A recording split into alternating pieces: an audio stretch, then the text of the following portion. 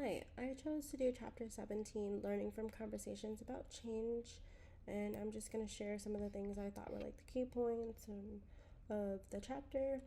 So it begins with, in order to develop skill, sometimes what you need to know is what you didn't see, hear, or remember in the busyness of practice. The first part, listening to practice. Listen to practice. Written permission from clients should include the purpose of recording, who will review it, how recordings will be protected, and when and how they will be destroyed. Recordings can let you review your work or allow a coach or supervisor to observe you in action. It's suggested to create learning groups to sharpen MI skills together. Don't just talk about practice, but listen to actual practice, such as audio recordings, or do live practice in your group.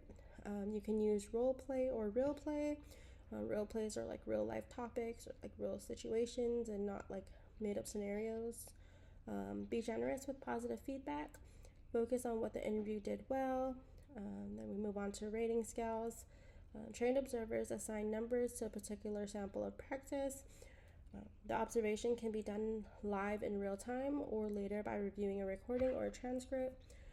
The lowest rating, a 1, was given if it gives little or no attention to the client's perspective, whereas the highest rating, which is a 5, is assigned for showing evidence of deep understanding of the client's experience, not just for what has been explicitly stated, but what the client means, but has not yet said. Ideally, different observers using such a scale will assign the same number or close to it when rating the same sample of practice. This is called inter-rater reliability, which usually requires careful training of the observers as well as ongoing monitoring to prevent drift.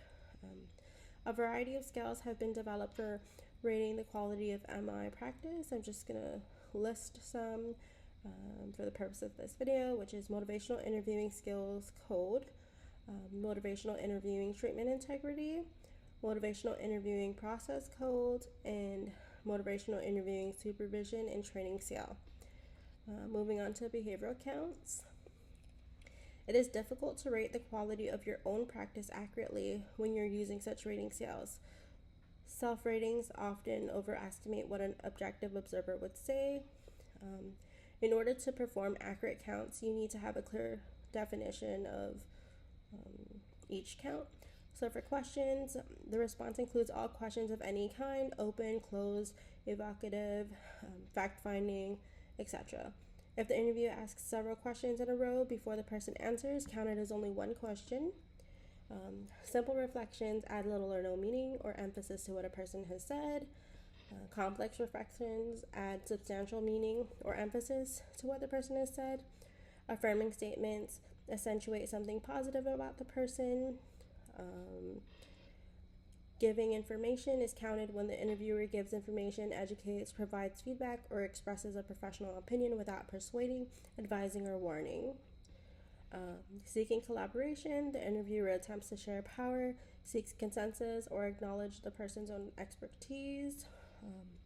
Emphasizing choice, it is counted when a statement clearly honors the person's own choice regarding decisions about and actions pertaining to change.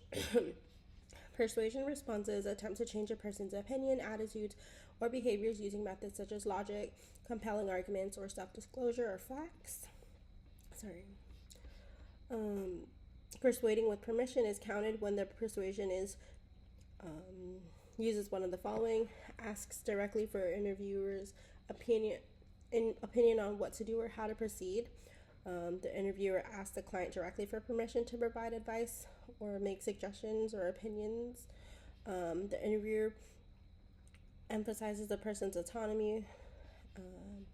Persuade without permission is MI inconsistent behavior. It's counted when advice or suggestions, opinions, or feedback or concerns or recommendations are made without any above proceedings.